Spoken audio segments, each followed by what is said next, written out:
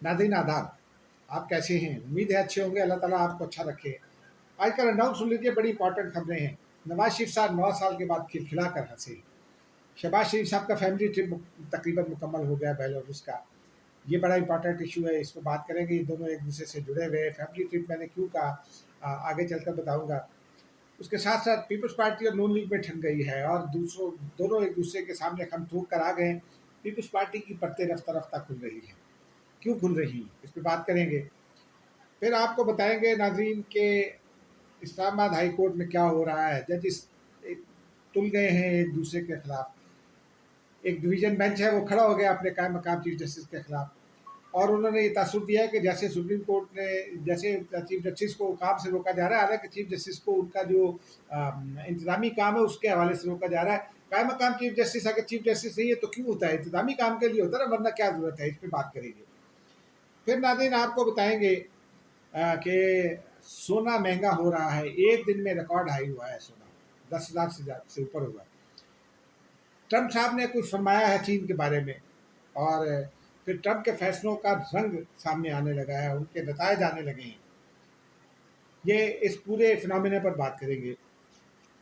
चलिए नाज़रीन पहले आगाज़ कर लेते हैं ज़रा नवाज शरीफ साहब की खिलखिलाहट, क्योंकि ये ज़रा एक मुख्तलिफ वाक़या है कौमी मंजर पर। नवाज शरीफ साहब को पिछले काफ़ी तवील अरसे से, जब से वो प्लेटलेट्स उनके गिरे थे और फिर वो इंग्लैंड गए थे, उससे पहले से जब उनकी हुकूमत गिरी थी, उसके बाद से उनको कभी मुस्कुराते नहीं देखा था। वो बस हल्का सा चेहरे पर हल्की सी मुस्कुराहट लाते थे। जब वो आए थे, जब मुकदमात भुगतने आते थे, उस वक्त भी वो ज़रा गुस्से में दिखाई देते थे। फिर उसके बाद वो इंग्लैंड चले गए थे प्लेटलेट्स के इलाज के बाद, कई सालों बाद जब वो तशरीफ़ लाए।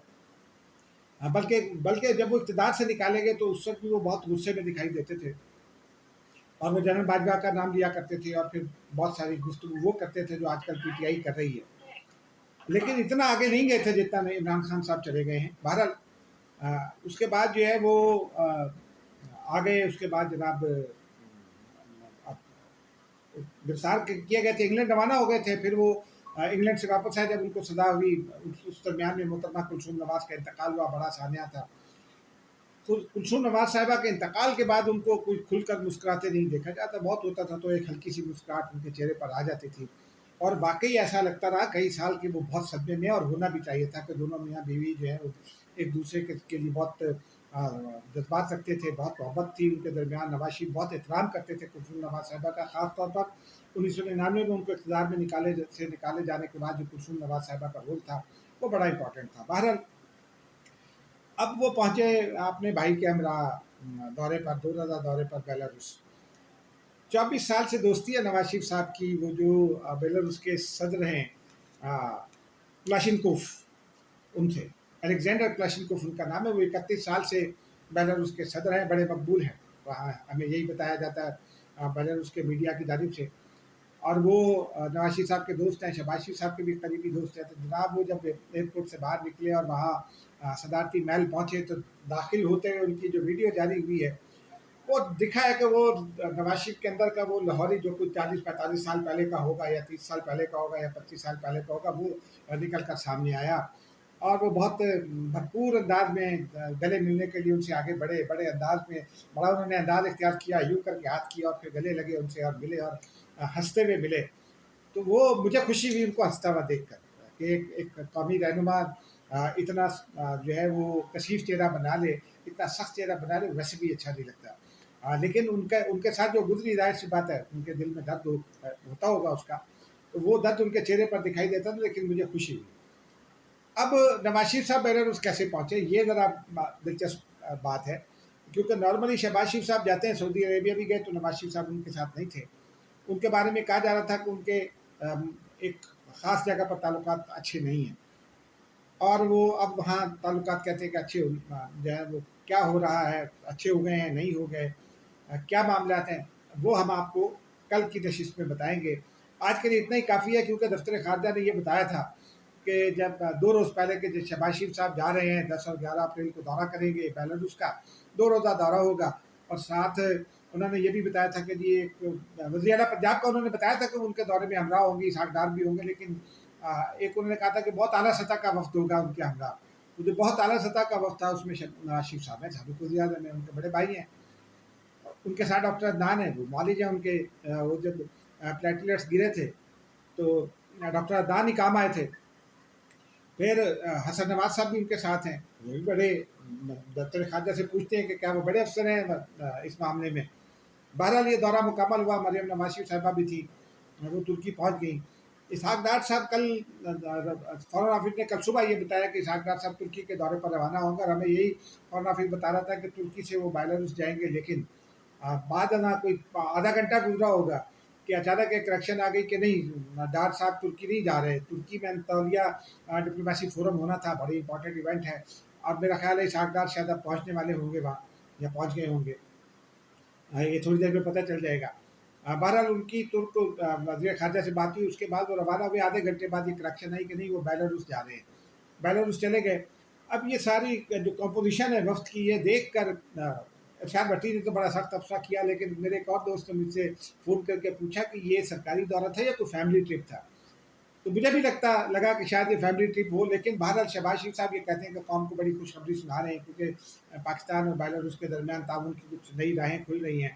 بیلاروس کے ساتھ میری پہلی واقفیت جو ہے وہ ارسس ٹریکٹر کے حوالے سے تھی، کیونکہ وہ بینظیر بھٹو کے زمانے میں آئے تھے، اور پھر اس کے بعد بینظیر بھٹو پر ایک ریفرنس بن گیا تھا، اے آر وائی والے سلمان اقبال بھی اس میں شامل تھے، آصف زرداری کو تو ہونا ہی تھا، اور وہ کئی سال چلتا رہا، وہ ریفرنس نواز شریف صاحب نے بنایا تھا۔ اس کے بعد پھر الیگزینڈر کلاشنکوف جو ہے وہ آ گئے، اور ان کے ساتھ نواز شریف صاحب کی دوستی ہو گئی، اور پھر تب سے یہ دونوں حکمران خاندان ایک دوسرے کے دوست ہیں۔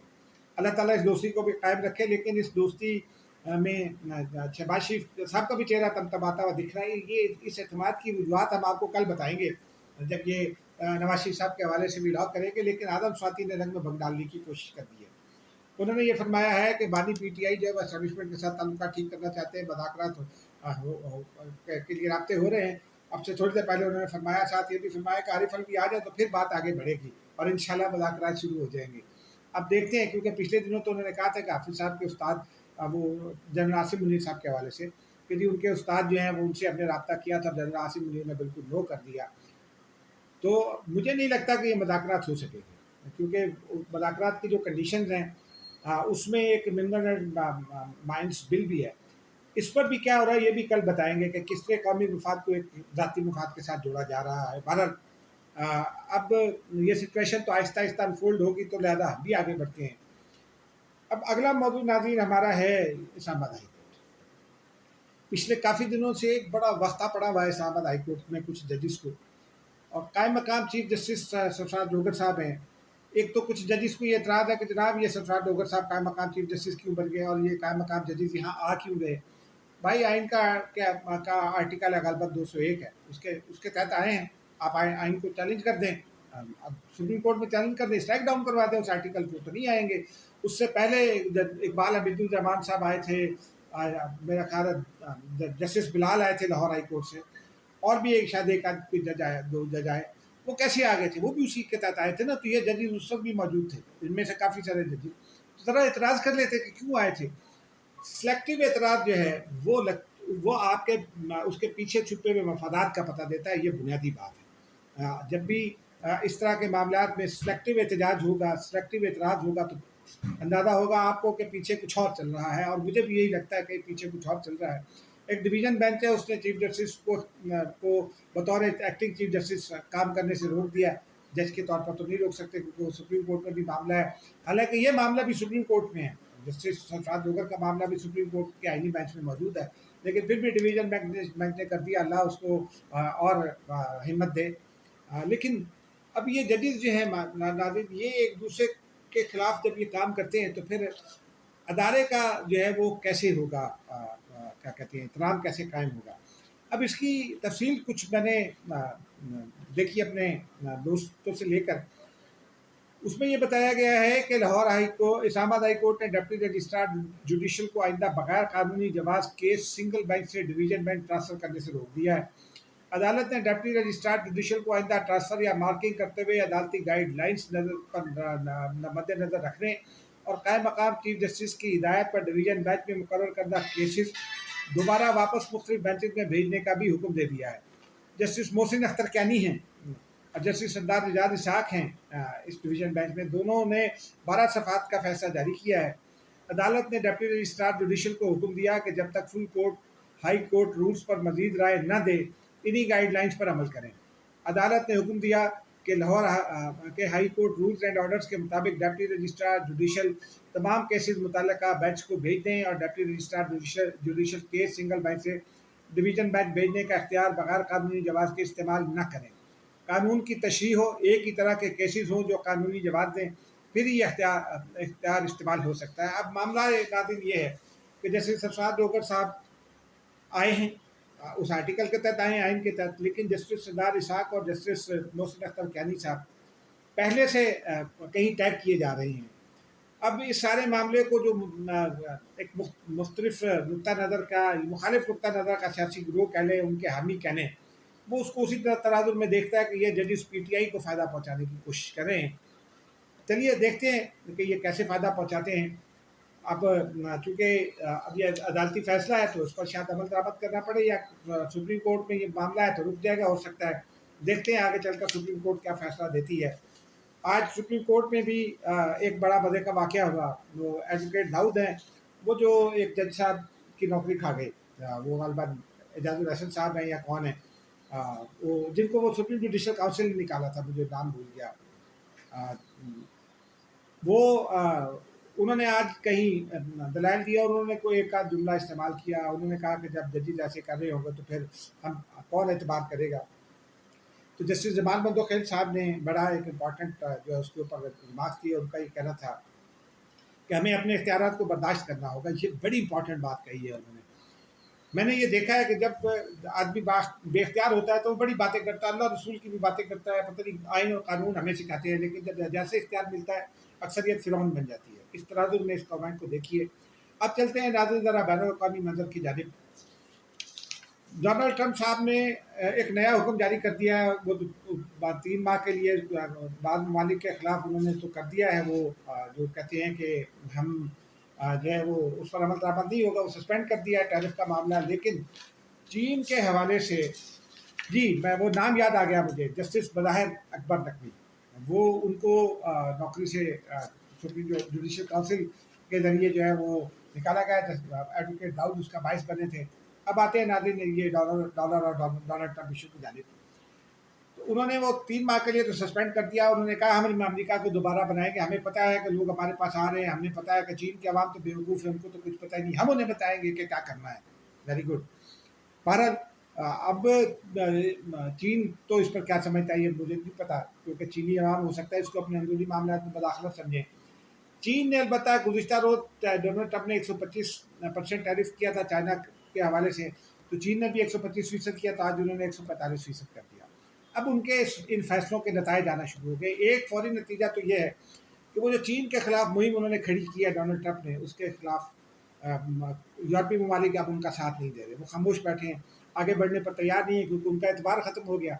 अमेरिका में उनके खिलाफ आवाज़ें उठना शुरू हो गई हैं। वो इनसाइडर ट्रेडिंग के हवाले से जो डेमोक्रेट्स हैं वो सवालात उठा रहे हैं कि क्या डोनाल्ड ट्रंप और उनके साथियों ने इनसाइडर ट्रेड के ज़रिए पैसा कमाया। इनसाइडर ट्रेड क्राइम है दुनिया के हर मुल्क में। जहांगीर तरीन जो है वो पाकिस्तान में सुप्रीम कोर्ट के हाथों इसी एक नुक्ते के ऊपर नायल हुए थे।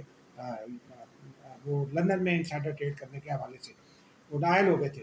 बहरहाल इसका नतीजा नाज़रीन, दूसरा नतीजा ये हुआ है कि दुनिया भर में जो बड़े बड़े होल्डर्स थे डॉलर्स के, जो करेंसी का कारोबार भी करते थे, डॉलर होल्ड करके रखते थे कि कीमत बढ़ेगी तो मुनाफा कमाएंगे, उन्होंने डॉलर फेंक के सोना खरीदना शुरू कर दिया। इसके नतीजे में दुनिया की बड़ी करेंसीज के मुकाबले में डॉलर की प्राइस जो है वो नीचे गिरना शुरू हो गई है।